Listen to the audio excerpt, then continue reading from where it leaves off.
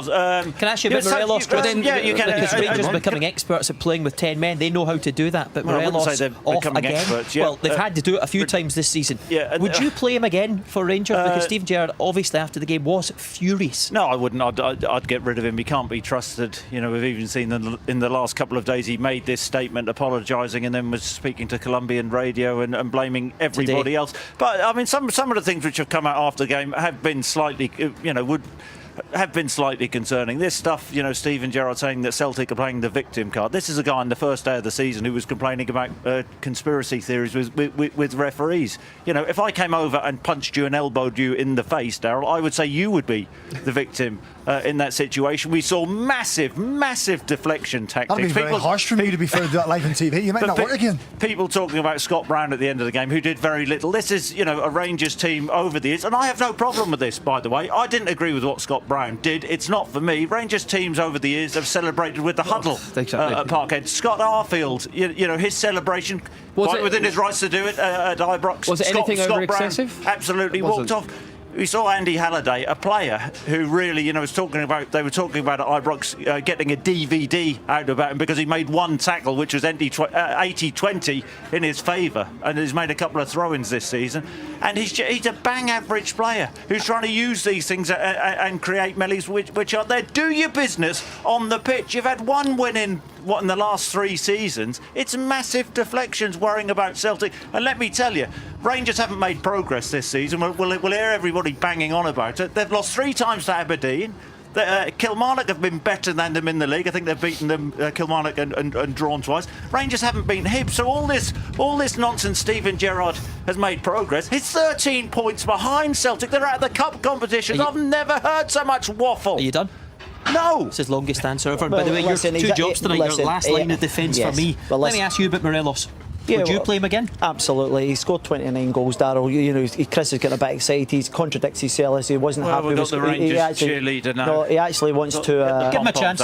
Big fella, I gave you the courtesy to do this. At least let us retort, okay? So the actual reality was you contradicted yourself saying you weren't happy with him, then you go back to huddles and all that. Stick to the instance here. Explain that. Explain the contradiction, because I don't understand. Well, because you said that you didn't agree with him at the end, and then you went on to talk about huddles. It's not for me, but you're missing the bigger point. You're asking to give your opinion on it. So you're deflecting now. No, the actual reality is that he's actually let himself down by actually going over there and celebrating in front of them. Because where did the game finish? In the corner. It doesn't matter. He doesn't have to do it in front of it. It's the Celtic captain we're talking about here. Did it in front of a wee bit of dignity.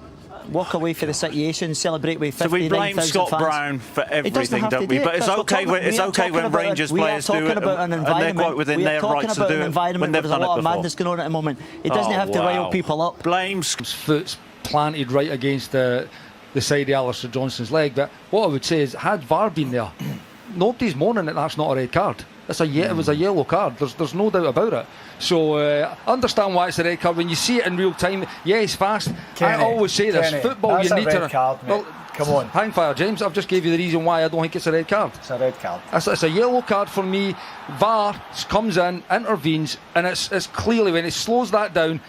It's always going to be a red card when he gets called to the monitor. Had it not been VAR, nobody would have asked for that to be a red card. That's a red card in the 1970s, Kenny. Absolutely not, Chris. That is not. I think you need VAR to see the point of contact. I know you're speaking about slowing it down, but when you see it full pace, he catches him above the ankle. He's out of control. Yeah, but that's what I'm saying. He's endangering an opponent. Hang fire. He's not out of control. Of course he is. No, he's not. He's running fast to go to a ball. Yep. You need to run fast. And he's allowed to slide, and he's allowed to run fast. He's not allowed to put his studs on above his ankle. Yeah, but that's not out of control.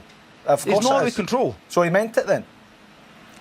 What, he meant to kick Alistair Johnston? Absolutely not. He meant to go and win the ball. Alistair Johnston plants his foot. He's not out of control.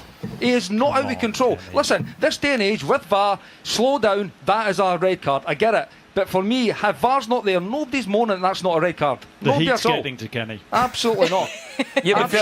Kenny, I'll be honest with you. VAR is here. Yeah. And Kenny, he's cost them. They got back into the game. It's reckless, and it's a fine line in these games. He's got to get. If he is going to go in, and I understand what he's trying to do, he's going to go in and leave one on, Alistair Johnston. I get that, because myself and Chris have done that over the years. But he's got it wrong, and he's late and he's high, and he could have done a lot more damage to Alistair Johnston. And it's the correct call, whether we you like it or not. It's a red card. I get it, but we've got VAR now. and that is to stamp out these sort of challenges. And when I first saw it, I thought, oh yeah, that's good. He's left a marker there. But then when you see it again in slow motion, the referee's got no option but to send him off. And I've said I agree with that, but I still don't like the rule. I don't like VAR. I don't like the way it slows down. If VAR's not there, nobody moans about that being a yellow card. Simple as that. I think if VAR's not there, you're saying you need VAR to get that correct. Because if it misses it... Listen, we're trying to eradicate all kind of contact now, because see now, every contact that any tackle's made needs to be a yellow or it needs to be a red. That was a ridiculous challenge. I mean, John Lundstrom, out of control, reckless. That's do you want me just to say, OK, it's a red card and we'll move on and we can move on? If we can actually talk about the game. We could move on. We can talk about the game, I was wrong and you were wrong. It was a double red card. I would love to stick up for you, but I just think...